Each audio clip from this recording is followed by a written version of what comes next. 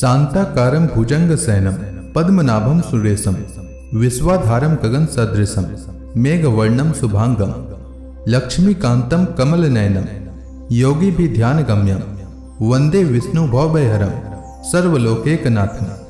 मंगलम भगवान विष्णु मंगलम गरुणध्वज मंगलम पुंडरीकाक्ष मंगलाय तनोहरि। ओम नमो भगवते वासुदेवाय। आज का दिन आप सभी के लिए मंगलमय हो। आज फागुन शुक्ल पक्ष की आमलकी एकादशी है, जिसे आंवला एकादशी या रंग भरी एकादशी के नाम से भी जाना जाता है। आज के दिन आमलकी एकादशी व्रत की कथा अवश्य सुनना चाहिए, साथ ही दूसरों को भी सुनाना चाहिए। इससे व्रत का पूर्ण फल प्राप्त होता है, साथ ही हर मनोकामना पूरी होती है। तो आइए सुनते हैं आमलकी एकादशी व्रत कथा। आमलकी एकादशी व्रत की कथा के अनुसार कई हजारों साल पहले की बात है। 88,000 ऋषियों को संबोधित करते हुए सूत जी महाराज ने कहा, हे विप्रो, प्राचीन काल की बात है। महान राजा मानधाता ने वशिष्ठ जी से पूछा, हे वशिष्ठ जी, यदि आप मुझ पर प्रसन्न हैं तो ऐसे व्रत का विधान बताने की कृपा करें जिससे मेरा कल्याण हो। महर्षि वशिष्ठ जी ने कहा, हे राजा, सब व्रतों में सबसे उत्तम और अंत में मोक्ष देने वाला आमलकी एकादशी का व्रत है। राजा मानधाता ने कहा, हे ऋषि श्रेष्ठ, इस आमलकी एकादशी के व्रत की उत्पत्ति कैसे हुई? इस व्रत के करने का क्या विधान है? हे वेदों के ज्ञाता, कृपा कर यह सब वृत्तांत मुझे विस्तार पूर्वक बताएं। महर्षि वशिष्ठ ने कहा, हे राजा, मैं तुम्हारे समक्ष विस्तार से इस व्रत का वृत्तांत कहता हूं। यह व्रत फागुन मास के शुक्ल पक्ष में होता है। इस व्रत के फल से सभी पाप समूल नष्ट हो जाते हैं। इस व्रत का पुण्य 1000 गौदान के फल के बराबर है। आमलकी यानी आंवले की माता, उसके गुणों के अतिरिक्त इस बात में भी है कि इसकी उत्पत्ति भगवान विष्णु के श्रीमुख से हुई है। अब मैं आपको एक पौराणिक कथा सुनाता हूं, ध्यान पूर्वक श्रवण करो। प्राचीन समय में वैदिक नामक एक नगर था। उस नगर में ब्राह्मण, वैश्य, क्षत्रिय, शूद्र चारों वर्ण के लोग प्रसन्नता पूर्वक रहते थे। नगर में सदैव वेद ध्वनि गूंजा करती थी। उस नगरी में कोई भी पापी, दुराचारी और नास्तिक आदि न था। उस नगर में चैत्ररथ नामक चंद्रवंशी राजा राज्य करता था। वह उच्च कोटि का विद्वान तथा धार्मिक प्रवृत्ति का व्यक्ति था। उसके राज्य में कोई भी गरीब नहीं था और न ही कंजूस। उस राज्य के सभी लोग विष्णु भक्त थे। वहां के छोटे बड़े सभी निवासी प्रत्येक एकादशी का उपवास करते थे। एक बार फागुन मास के शुक्ल पक्ष की आमलकी नामक एकादशी आई। उस दिन राजा और प्रत्येक प्रजाजन, वृद्ध से लेकर बालक तक ने आनंद पूर्वक उस एकादशी का उपवास किया। राजा अपनी प्रजा के साथ मंदिर में आकर कलश स्थापना करके तथा धूप दीप नैवेद्य पंचरत्न छत्र आदि से धात्री का पूजन करने लगा। वे सब धात्री की इस प्रकार स्तुति करने लगे, हे धात्री, आप ब्रह्म स्वरूपा हैं। आप ब्रह्मा जी द्वारा उत्पन्न हो और सभी पापों को नष्ट करने वाली हैं। आपको नमस्कार है। आप मेरा अर्घ्य स्वीकार करें। आप श्री रामचंद्र जी के द्वारा सम्मानित हैं। मैं आपसे प्रार्थना करता हूँ, मेरे सभी पापों को हरण करो। उस मंदिर में रात को सभी ने जागरण किया। रात के समय उस जगह एक बहेलिया आया। वह महापापी तथा दुराचारी था।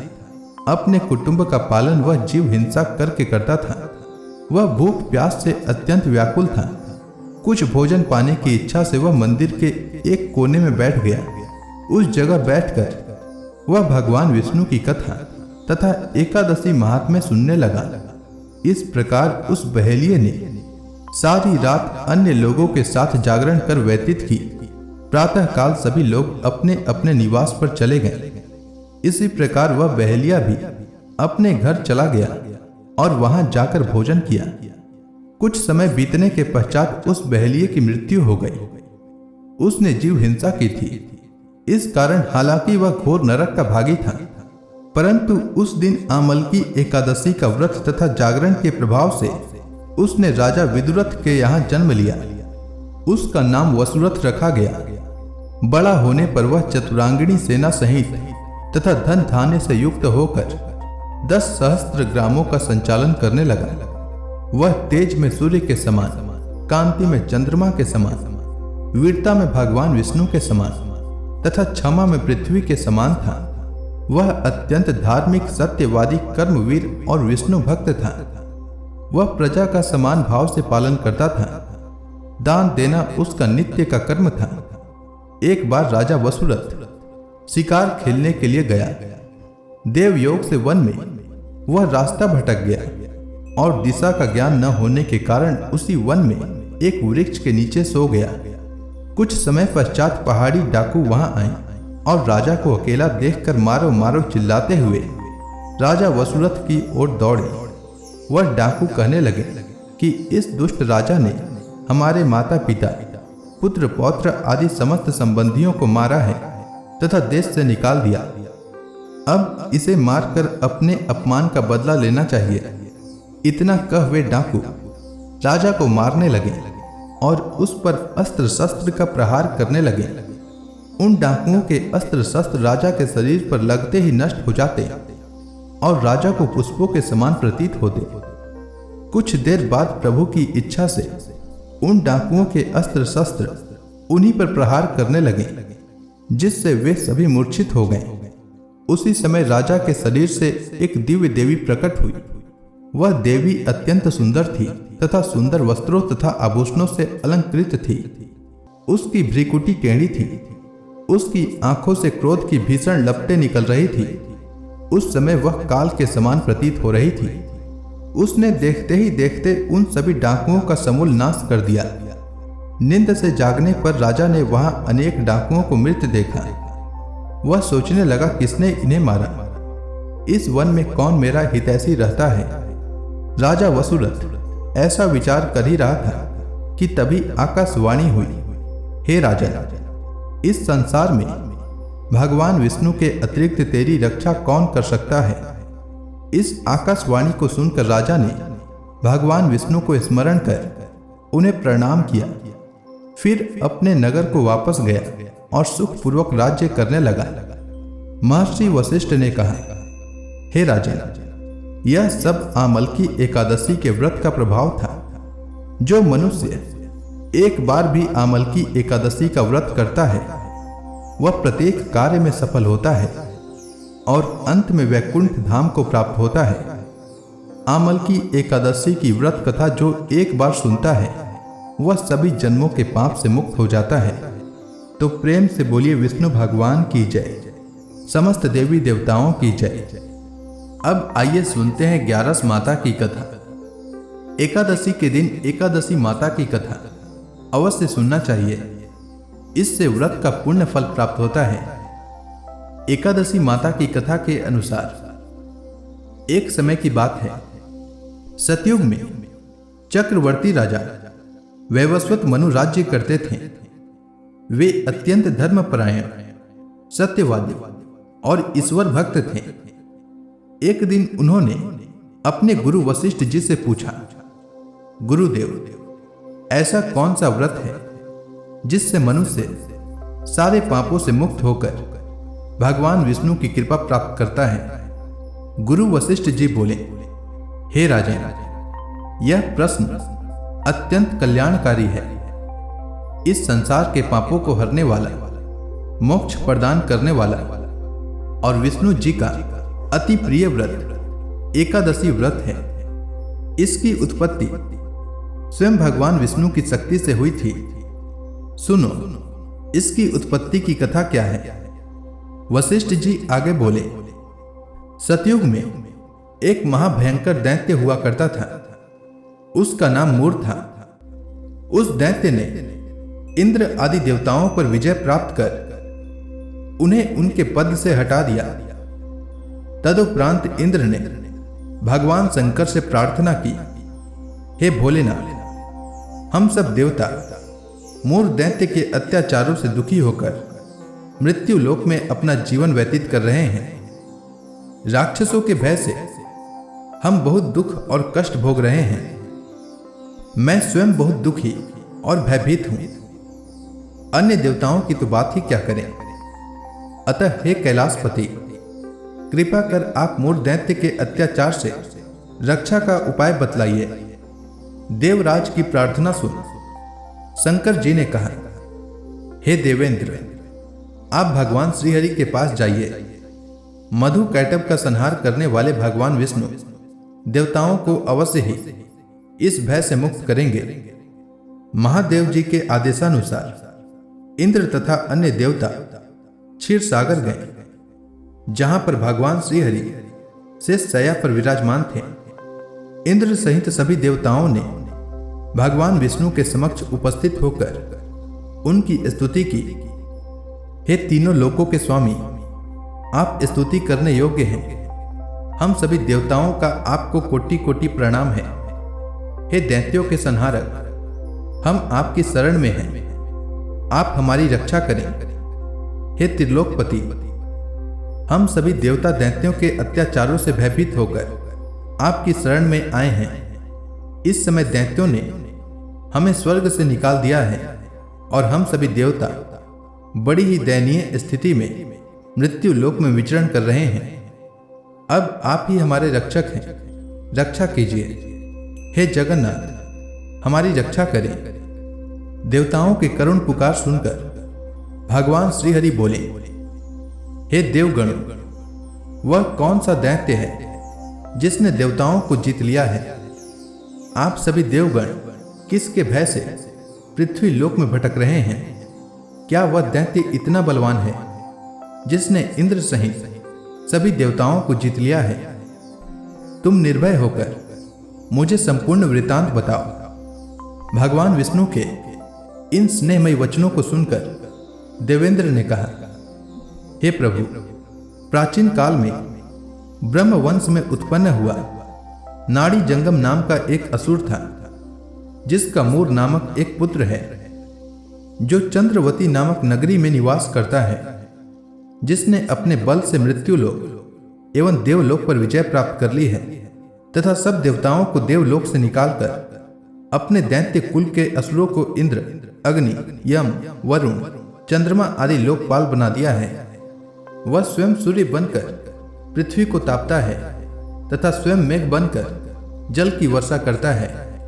अतः आप इस बलशाली भयानक असुर का संहार करके देवताओं की रक्षा करें। देवेंद्र के मुख से ऐसे वचन सुन भगवान विष्णु बोले, हे देवताओं, मैं आपके शत्रु का शीघ्र ही संहार करूंगा। आप सब इसी समय मेरे साथ चंद्रवती नगरी चलिए। देवताओं की पुकार पर भगवान विष्णु तुरंत ही उनके साथ चल दिए। उधर दैत्यराज मूर ने अपने तेज से जान लिया था कि श्री विष्णु युद्ध की इच्छा से उसकी राजधानी में आ रहे हैं। अतः अपने राक्षस योद्धाओं के साथ वह भी युद्ध भूमि में आकर गरजने लगा। देखते ही देखते युद्ध आरंभ हो गया। युद्ध आरंभ होने पर अनगिनत असुर अनेक अस्त्रों शस्त्रों को धारण कर देवताओं से युद्ध करने लगे, किंतु देवता तो पहले ही डरे हुए थे। वह अधिक देर तक राक्षसों का सामना न कर सके और भाग खड़े हुए। तब भगवान विष्णु स्वयं युद्ध भूमि में आ गए। दैत्य पहले से भी अधिक उत्साह में भरकर भगवान विष्णु से युद्ध करने लगे। वे अपने अस्त्र शस्त्रों से उन पर भयंकर प्रहार करने लगे। दैत्यों के आक्रमणों को श्री विष्णु ने अपने चक्र एवं गदा के प्रहारों से नष्ट कर दिया। इस युद्ध में अनेक दैत्य सदा के लिए मृत्यु की गोद में समा गए, किंतु दैत्यराज मूर भगवान विष्णु के साथ निश्चल भाव से युद्ध करता रहा। उसका तो जैसे अभी बाल भी बांका नहीं हुआ था। वह बिना डरे युद्ध कर रहा था। भगवान विष्णु मूर को मारने के लिए जिन जिन शस्त्रों का प्रयोग करते, वे सब उसके तेज से नष्ट होकर उस पर पुष्पों के समान गिरने लगते। अनेक अस्त्रों शस्त्रों का प्रयोग करने पर भी भगवान विष्णु उससे जीत न सके। तब वे आपस में मल्ल युद्ध करने लगे।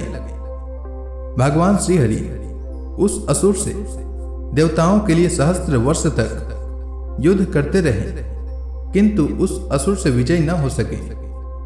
अंत में भगवान विष्णु शांत होकर विश्राम करने की इच्छा से बद्रिकाश्रम स्थित 38 कोस लंबी एक द्वार वाली हेमवती नाम की एक गुफा में प्रवेश कर गए। जब भगवान विष्णु विश्राम कर रहे थे, तब मूर नामक राक्षस उन्हें सोते हुए देखकर उन पर आक्रमण करने दौड़ा। तभी भगवान के शरीर से एक अत्यंत तेजस्विनी दिव्य स्त्री उत्पन्न हुई। वह देवी उस राक्षस के समक्ष प्रकट हुई और अपनी दिव्य दृष्टि से ही मूर को भस्म कर दिया।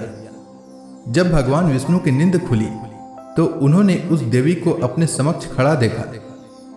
भगवान विष्णु बोले, हे देवी, तुम कौन हो और मेरे शत्रु का वध करने का कारण क्या है? देवी बोली, प्रभु, मैं आपकी योग माया हूं। आपने जो निद्रा की, उसी समय मेरे द्वारा मूर नामक राक्षस का विनाश हुआ। भगवान विष्णु ने प्रसन्न होकर कहा, हे देवी, आज से तुम समस्त पापों का नाश करने वाली, मोक्षदायिनी और मेरे भक्तों को प्रिय रहने वाली बनो। तुम एकादशी नाम से प्रसिद्ध होगी। जो मनुष्य तुम्हारा व्रत करेगा वह सभी पापों से मुक्त होकर मोक्ष को प्राप्त करेगा। भगवान विष्णु ने आगे कहा, जो व्यक्ति श्रद्धा और नियम पूर्वक एकादशी का व्रत करेगा वह हजारों यज्ञ करने के समान फल को प्राप्त करेगा। एकादशी का उपवास रखने से न केवल शारीरिक शुद्धि होती है, बल्कि मन, वचन और कर्म से भी पवित्रता आती है। यह व्रत सभी व्रतों का राजा है और समस्त दुखों को नाश करने वाला है। इसीलिए मनुष्यों को एकादशी व्रत अवश्य करना चाहिए। तो प्रेम से बोलिए, विष्णु भगवान की जय, एकादशी माता की जय, लक्ष्मी माता की जय, समस्त देवी देवताओं की जय।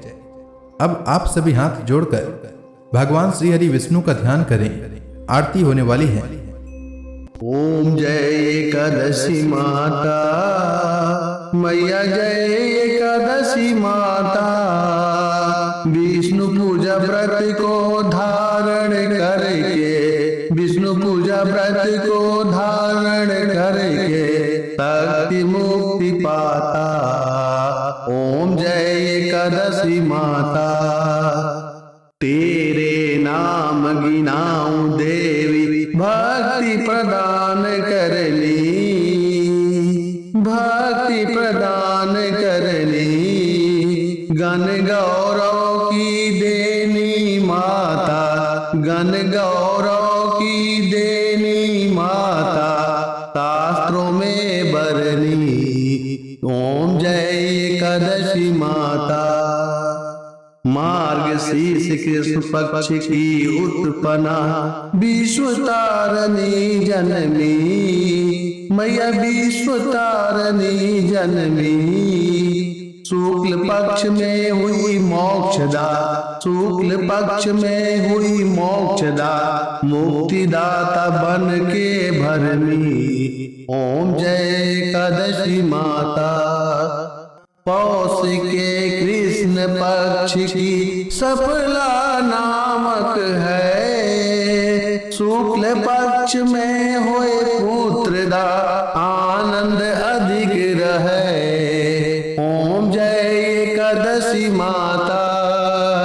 नाम सट तिला माघ मास में कृष्ण पक्ष आवे, मैया कृष्ण पक्ष आवे।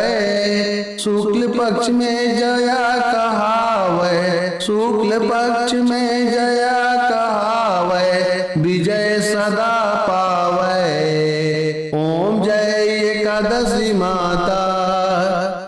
विजया फाल्गुन कृष्ण पक्ष में शुक्ला अमला की, मैया शुक्ला अमला की। पाप मोचनी कृष्ण पक्ष में चैत्र महाबली की। ओम जय एकादशी माता। चैत्र शुक्ल में नाम कामदा, धन देने वाली, मैया धन देने वाली। पक्ष में बैसाख माहवाली, ओम जय एकादशी माता।